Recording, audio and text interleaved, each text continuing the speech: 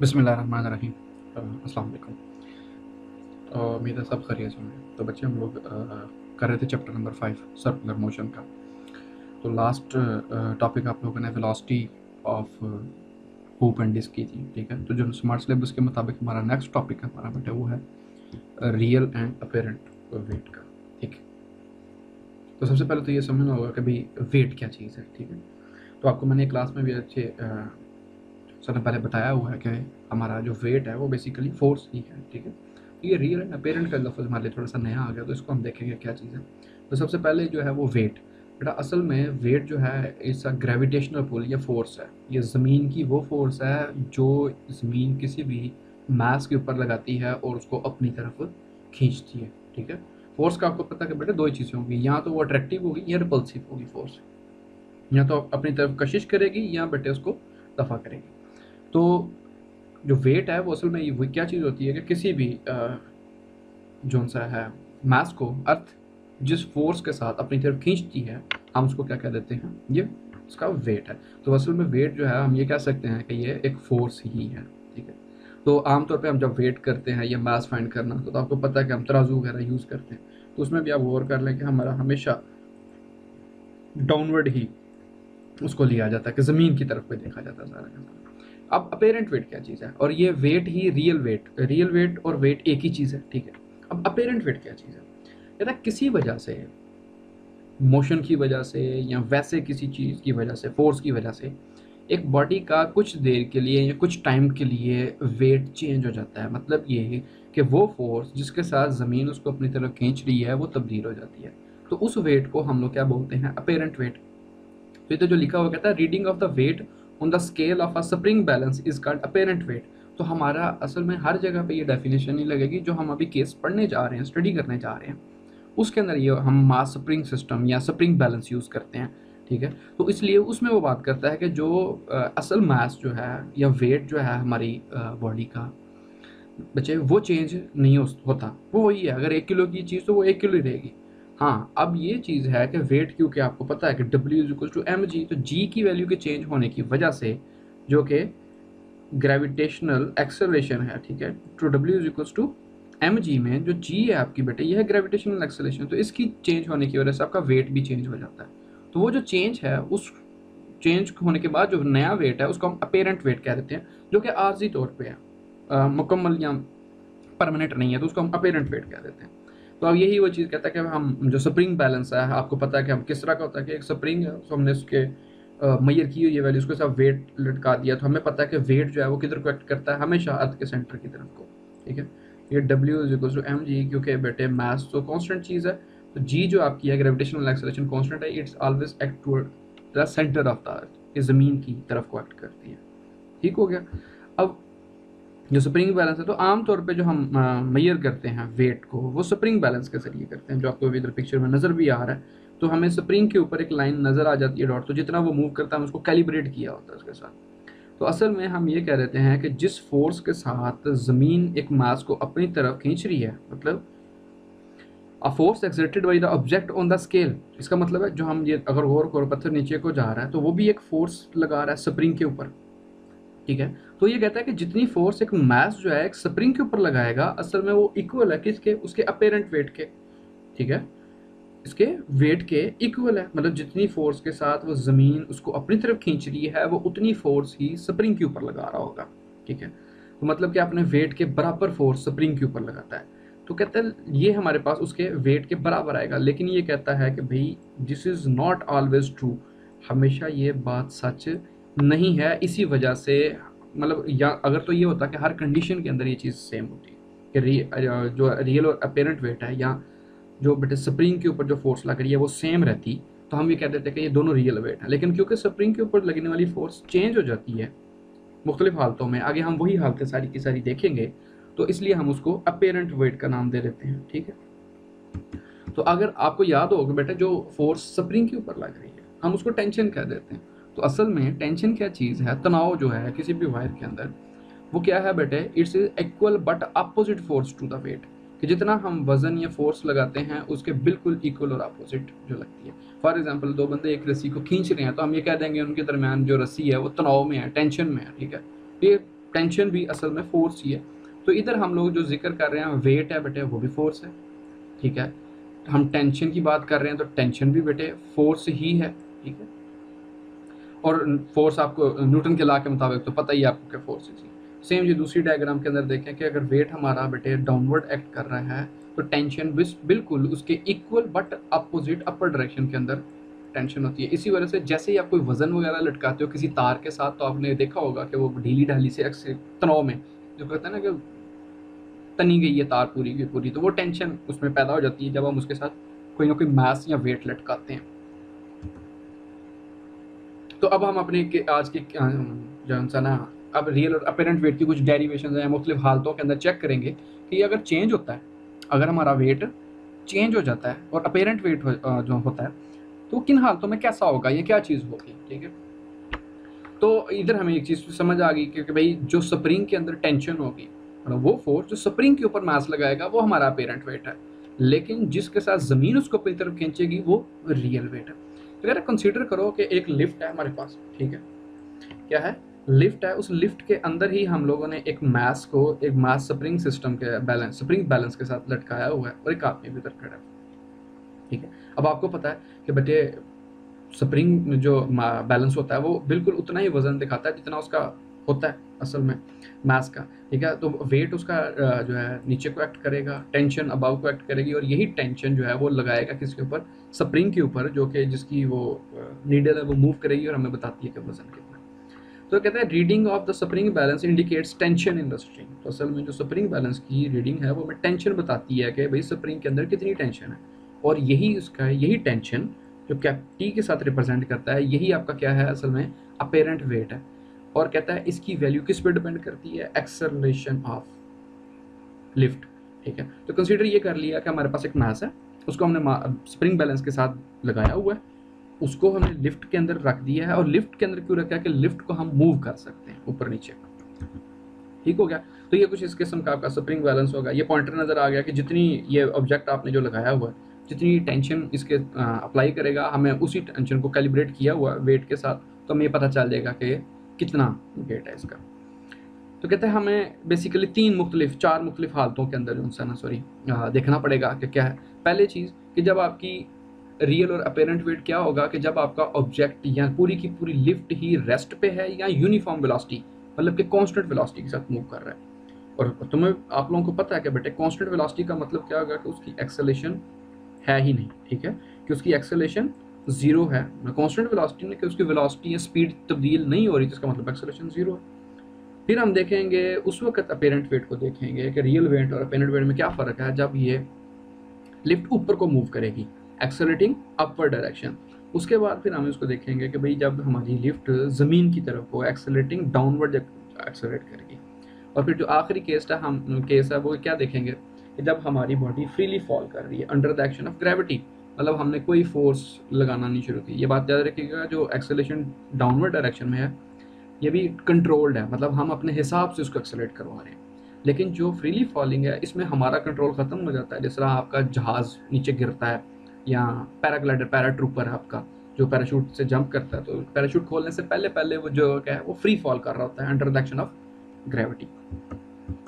तो सबसे पहला केस जो है मैंने देख लिया चार केस कि जब हमारी लिफ्ट और मास सारा कुछ रेस्ट पे है, मतलब यहाँ यूनिफॉर्म वेलोसिटी के साथ मूव कर रहा है, मतलब ये कि बेटे एक्सेलरेशन जीरो है, एक्सेलरेट नहीं कर रहा। तो अब आपको भी पता है कि हम क्या फाइंड करेंगे, हमें नेट फोर्स पता करनी होगी। अगर एक बॉडी है, मास है, ठीक है, जस्ट कंसीडर करो एक मास है, उसको एक बंदा इधर को खींच रहा है एक तरफ को F1 के साथ, और दूसरा बंदा उसको इस तरफ को खींच रहा है लेफ्ट साइड को F2 फोर्स के साथ। तो हम ये देखेंगे कि भाई इस मास के ऊपर नेट फोर्स मतलब कुल कितनी फोर्स लग रही है, तो इन दोनों फोर्सेस का फ़र्क निकाल लेंगे हम लोग।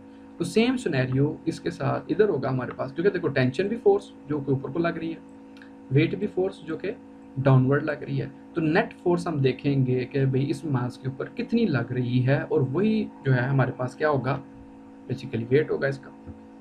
तो नेट फोर्स की इक्वेशन है कि आप क्योंकि रेस्ट पे है तो हमने क्या देखा, टेंशन में से वेट को माइनस करो।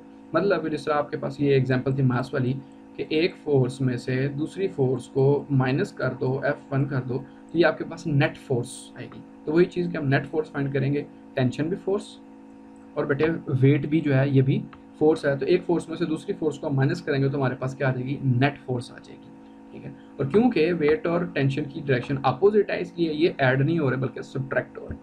तो बेटा हमें पता है कि जो न्यूटन्स लॉ के मुताबिक जो फोर्स है, नेट फोर्स होगी वो F is to M a होगी, तो उसकी वैल्यू को सब्स्टिट्यूट कर देंगे और m आपकी यही equation F is to M a की वैल्यू सब्स्टिट्यूट की तो m a is to T minus W, जो कि आपका वेट, रियल वेट है, और ये जो टेंशन है T ये बेसिकली आपका अपेरेंट वेट है, ठीक है।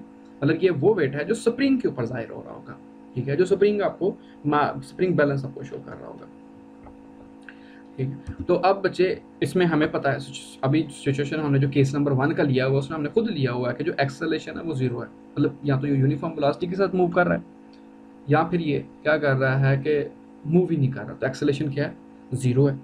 तो इसमें इसी इक्वेशन के अंदर हम क्या है एक्सेलरेशन 0 सब्स्टिट्यूट करेंगे तो आपको पता चलेगा कि ये पूरा का पूरा फैक्टर क्या हो जाएगा, 0 हो जाएगा। एक्सेलरेशन को मास से मल्टीप्लाई करें तो 0 हो गया बेटा। इसी इक्वेशन को हम अगर फर्दर लेके चलें तो हमें ये पता चला कि अपेरेंट वेट मीन्स कि टेंशन, अपेरेंट वेट और रियल वेट, W जो है ये रियल वेट है, ठीक है, और जो टेंशन है ये अपेरेंट वेट है, ठीक है। तो कहता है कि जब रेस्ट पे है तो जो उसका रियल वेट है वही उसका अपेरेंट वेट है, उसमें किसी किस्म की कोई तब्दीली नहीं है।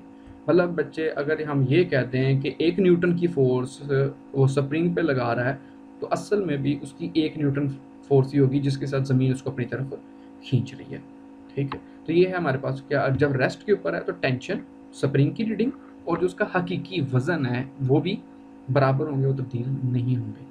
अब हम मूव करते हैं बच्चे, तो आइए हमने यही बोला कि when the lift is at rest then the apparent weight of the object is equal to its real weight, तो ये दोनों बराबर होंगे, जो हकीकी रीडिंग है वही अपेरेंट होगी इसकी, ठीक है। नेक्स्ट केस बचे, कहता है कि अगर हमारी लिफ्ट जो है वो क्या है, अपवर्ड मूव कर रही है विद एक्सेलरेशन ए, मतलब कोई खास एक्सेलरेशन है जिसके साथ हम उसको मूव करवा रहे हैं, और ये एक्सेलरेशन कुछ भी हो सकती है। तो वही चीज़ बेटे नेट फोर्स हम देखेंगे दोबारा, और क्योंकि हमारा जो ऑब्जेक्ट है मैस वो अब ऊपर को मूव कर रहा है, तो अब गौर करो एक्सेलरेशन की डायरेक्शन भी ऊपर को है और टेंशन की भी डायरेक्शन ऊपर को है। तो हमें पता है कि टेंशन और फोर्स दोनों क्या है, सेम डायरेक्शन में है, और दोनों फोर्सेज हैं वो दोनों सेम डायरेक्शन में है। इस वजह से हमने टेंशन में से वेट को माइनस किया, वही जो पहले हमने किया था कि एफ की जगह पे न्यूटन्स लॉ के मुताबिक क्या करो, एम ए सब्स्टिट्यूट करो, आपके पास इक्वेशन आ गई। अब आपको पता है कि इधर जो एक्सेलरेशन है उसकी कुछ ना कुछ वैल्यू है, ये 0 नहीं है, तो लेकिन हमें तो फाइंड करना है अपेरेंट वेट, कि भाई इस मूवमेंट की वजह से कि जब आपकी लिफ्ट ऊपर को मूव कर रही है खास एक्सेलरेशन के साथ, तो तब उसका अपेरेंट वेट क्या हो जाएगा, मतलब कि वो रीडिंग जो मास स्प्रिंग सिस्टम दिखा रहा है वो क्या हो जाएगी, ठीक है। क्योंकि देखो आपको पता है कि रियल वेट तो चेंज नहीं होना बच्चे, कि ज़मीन जिस फोर्स के साथ उसको अपनी तरफ खींच रही है वो तो तब्दील नहीं होनी, लेकिन क्योंकि लिफ्ट की मूवमेंट की वजह से अपेरेंट वेट में जिस जो कि हम मेजर कर रहे थे उसमें कुछ ना कुछ तब्दीली आ जाती है। तो क्या होगा, कहता है कि भाई अगर गौर करो तो हमारा ओरिजिनल वेट जो है उसके अंदर अगर हम एम ए ऐड कर दें तब ये टेंशन के इक्वल आएगा, मतलब यहाँ अपेरेंट वेट के इक्वल आएगा। तो इसका मतलब ये हुआ कि जो हमारा अपेरेंट वेट है, क्या चीज़ है, अपेरेंट वेट है वो बेटे ज़्यादा हो गया, ठीक है। ये टेंशन जो है टी ये है, ये अपेरेंट वेट है, ये बेटा क्या क्या रियल वेट से ज़्यादा हो गया। तो यही कहता है the object will then weigh more than its real weight by amount, और कितनी अमाउंट से, यही force F equals to m है कि जितनी एक्सेलरेशन के साथ हम उस लिफ्ट को ऊपर को मूव करवा रहे हैं उसके साथ उसके मास को मल्टीप्लाई कर दो तो इस फैक्टर के साथ आपका वेट इंक्रीज कर जाएगा। तो सादा ज़बान में अगर हम इसको गौर करें मास स्प्रिंग सिस्टम में तो होगा क्या, कहता है अगर हमारे पास ये 1 किलो या 1 न्यूटन दिखा रहा था, तो जैसे ही लिफ्ट को हमने ऊपर को मूव करना शुरू किया है, ठीक है, एक्सेलरेट करवाना शुरू किया है, तो जो हमारा मास स्प्रिंग सिस्टम है वो क्या करेगा, वो 1 की बजाय उसको इंक्रीज कर देगा, उसको 2 न्यूटन पे ले जाएगा, ठीक है। तो ये सुई, तो ये रियली चेंज हुआ, वो मास हमने वही लिया, मास को हमने तब्दील नहीं किया, लेकिन उस लिफ्ट की मूवमेंट की वजह से हमारा जो अपेरेंट वेट है आरजी है वो बढ़ गया, ठीक है, जब हमने लिफ्ट को अपवर्ड मूव किया है ऊपर की तरफ कोई खास एक्सेलरेशन के साथ। नेक्स्ट बचा हमारे पास केस है कि अगर हमारे पास यही लिफ्ट नीचे को मूव कर रही हो एक एक्सेलरेशन के साथ, ठीक है, तो तब हमारा क्या होगा, तो बेटा डाउनवर्ड है तो जाहिर सी बात आपकी एक्सेलरेशन नीचे को होगी। अब इक्वेशन जो हमने पीछे नेट फोर्स की बनाई थी वो थोड़ी सी तब्दील होगी। अब गौर करें कि आपकी जो फोर्स है जो डाउनवर्ड लग रही है वो अब वेट की डायरेक्शन और एक्सेलरेशन की डायरेक्शन सेम होगी है। पिछले केस में हमारे पास टेंशन की और एक्सेलरेशन की डायरेक्शन सेम थी, इस केस के अंदर क्या है कि हमारी एक्सेलरेशन डाउनवर्ड और बेटे वेट भी उसी डायरेक्शन के अंदर एक्ट कर रहा है। तो इस वजह से हमने इस बार ज़्यादा में से कम, मतलब कि वेट में से टेंशन को माइनस कर दिया नेट फोर्स के लिए। ठीक हो गया। तो बेटे F is equal to M A, Newton law के मुताबिक सब्स्टिट्यूट करो तो आपके पास हमने तो फिर अपेरेंट वेट चाहिए फाइंड करना है हमने। तो उसके लिए क्या करना पड़ेगा, हमें वेट को दूसरी तरफ लेके चले जाओ। तो हमारे पास जो आंसर आया वो बेटा apparent weight is equal to real weight minus M A. तो इसका मतलब क्या हुआ बेटे, हमारा जो अपेरेंट वेट है वो कम हो गया, ठीक है, किससे, रियल वेट से। ये स्टेटमेंट कहता है कि दस the tension in the string, जो आपकी रस्सी में या बचे वो स्प्रिंग के अंदर जो तनाव था which is measure of apparent wait, के जो कि अपेरेंट वेट बताता है, कहता है वो रियल वेट से कम हो जाएगा। कितना, उतना ही जितना पिछले केस में बड़ा था, मतलब जितनी एक्सेलरेशन या फोर्स के साथ वो नीचे को मूव कर रहा है। तो एक अगर इसको समझाया जाए आपको थोड़ा सा, तो बेटे असल में हुआ क्या ये कि आपके जो रीडिंग है, जिससे मैंने पिछले में बताया कि जब आपका केस नंबर 2 के अंदर जो आपका स्प्रिंग बैलेंस है वो 1 न्यूटन की बजाय जैसे मूव किया 2 न्यूटन उसी का वजन दिखाना शुरू कर देगा। जब आप नीचे को मूव करते हो डाउनवर्ड, तब क्या होता है कि वो कम दिखाना शुरू कर देता है। अगर 1 न्यूटन फोर्स दिखा रहा था तो जैसे ही आपने लिफ्ट को नीचे को मूव करना शुरू किया उसने 1 की बजाय आधा न्यूटन दिखाना शुरू कर दिया, और इसको हम कह देते हैं कि हमारा वजन कम हो गया है चीज़ का, ठीक है। और ये कब होगा, जब लिफ्ट को मूव कर रहे हो तो उसके अंदर वाली चीज़ें होंगी। इसकी एक सादा सी मिसाल आप लोगों को, अगर कभी आपने आसमानी झूला लिया हो या फेरिस व्हील लिया हो, तो जब बेटा आप ऊपर को जाते हो तो आपको वजन, अपने पाँव में वजन महसूस होता है कि जैसे आप भारी हो गए हो। लेकिन जैसे ही वो पीक पे जाके नीचे को आता है तो आपको एक अंदर से एक अजीब सी उलझन सी होती है, ठीक है, जैसे कुछ चीज़ बाहर आने लगी है। तो वो असल में वजह क्या होता है कि जो आपके अंदर ऑर्गन्स हैं उनका वजन उस वक्त, जो अपेरेंट वेट है वो कम हो जाता है। इस वजह से वो आपको ऐसे महसूस होता है जैसे कोई चीज़ ऊपर को आ रही है। तो केस नंबर 4 है कि अगर हम क्या करें कि जैसे अभी जो केस हमने देखा कि डाउनवर्ड एक्ट कर रहा था, कहता है अगर ये तो कंट्रोल था, हमें खास एक्सेलरेशन के साथ मूव कर रहे थे, कहता हम क्या करें, उसकी रस्सी को काट दें वैसे लिफ्ट की। तो वो आपको भी पता है कि वो जो है ज़मीन की तरफ को फ्री फॉल करेगी, बगैर कंट्रोल के अनकंट्रोल्ड आएगी, ठीक है। तो वही केस अब क्या होगा कि अब उसकी एक्सेलरेशन कंट्रोल्ड नहीं रही, बल्कि उसकी एक्सेलरेशन जो है वो अर्थ की ग्रेविटेशनल एक्सेलरेशन के इक्वल हो गई है। तो हमारे पास कहता है कि when the lift falls under the action of gravity, तो तब उसकी एक्सेलरेशन जो है वो ग्रेविटेशनल एक्सेलरेशन की इक्वल हो जाएगी। तो वही रिलेशन नेट फोर्स का, क्या वेट में से अपेरेंट वेट को माइनस कर रहे हो, ठीक है, F is equal to M A Newton law के मुताबिक। तो यही वैल्यू जो आपने लास्ट केस में डाउनवर्ड देखी थी वो सब्स्टिट्यूट कर दो। अब आपको पता है कि जो आपके पास बचे रियल वेट है वो किसके इक्वल होता है, W is equal to M G के इक्वल होता है, और ये भी फोर्स है, इसका यूनिट भी न्यूटन है। और साथ ही एक्सेलरेशन, आपको पता है कि अब आपकी एक्सेलरेशन किसकी इक्वल हो चुकी है, ग्रेविटेशनल एक्सेलरेशन के। तो वो वैल्यू सब्स्टिट्यूट करेंगे तो बेटे हमारे पास ये दोनों टर्म्स कैंसिल हो जाएंगी। तो हमारे पास जो अपेरेंट वेट है वो क्या आ जाएगा, वो 0 आ जाएगा। मतलब ये कि आप ये कह सकते हो कि जब कोई भी बॉडी फ्रीली फॉल कर रही है, जैसे लिफ्ट है वो आसमान से ज़मीन की तरफ गिर रही है, तो कहता है उसके अंदर जो मौजूद आपका स्प्रिंग बैलेंस है वो क्या करेगा, वो 0 पे चला जाएगा बिल्कुल। मतलब वो कहेगा कि इसका कोई वजन है ही नहीं। लेकिन रियल वेट तो उसका होगा, ये अपेरेंट वेट है, मतलब उसमें टेंशन जो स्प्रिंग के ऊपर लगा रहा था वो ख़त्म हो जाएगी, वो वेलेसनेस की कंडीशन आ जाएगी उसकी, कि उसका अपेरेंट वेट बिल्कुल ख़त्म ही हो गया। लेकिन ये इसका ये मतलब नहीं कि उसका अपना असल वजन जिसके साथ ज़मीन उसको अपनी तरफ खींच रही है वो ख़त्म हो गया, वो नहीं बेटे, अपेरेंट वेट जो आर्जी है। और जैसे ही वो अपनी मूवमेंट या मोशन रोक देगा उसका वजन फिर बस बहाल हो जाएगा। और यही वजह है कि आप सब लोगों को जैसे ही आसमानी झूला नीचे की तरफ आता है तो आप लोगों को अंदर से ऐसे महसूस होता है जैसे कोई चीज़ बाहर को आ रही है। तो कहता है कि भाई the apparent weight of the object will be shown by the scale. तो जो स्केल है, स्प्रिंग बैलेंस है, वो मूवमेंट के दौरान आपको अपेरेंट वेट शो कर रहा है, दिखा रहा है, रियल वेट नहीं दिखा रहा।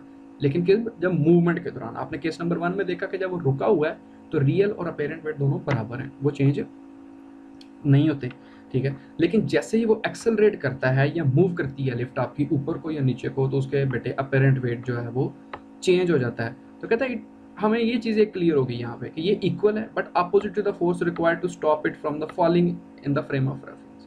कहता है कि ये बिल्कुल इक्वल होगी, जो आपके पास चेंज हो रही है F is equal to M A, कहता है वो उतनी फोर्स के बराबर होगी जितनी उसको रोकने के लिए ज़रूरी है, ठीक है। ये फेरिस व्हील आपका जो आसमानी झूला है बेटा, वही चीज़ कि जैसे ही आप पीक से नीचे से आप ये हाफ साइकिल के अंदर नीचे से जब ऊपर जाते हो तो आपको ऐसे महसूस होगा जैसे आपका वजन ज़्यादा हो गया होगा। लेकिन जैसे ही आप ऊपर से नीचे की तरफ आते हो तो आपको ऐसे महसूस होता है जैसे आपका वजन कम हो गया है, इसी वजह से क्या होता है कि आपको एक उलझन सी महसूस होती है और एक अजीब सी जैसे एहसास पैदा हो जाते हैं आसमानी झूले पे ऊपर बैठे, जो लोग बैठे हैं कश्ती पे आसमानी झूले पे, ठीक है, फेरिस व्हील जिसको कहते हैं बेटा, इसको पता होगा उन चीज़ों को, उन्होंने एक्सपीरियंस किया होगा, ठीक है बच्चे। तो ये आज का टॉपिक था। फिर इसके बाद हमारा इसी चैप्टर का लास्ट एक टॉपिक रह गया, वो इंशाल्लाह फिर नेक्स्ट लेक्चर में देखेंगे, ठीक है। ओके बच्चे, अल्लाह हाफिज़।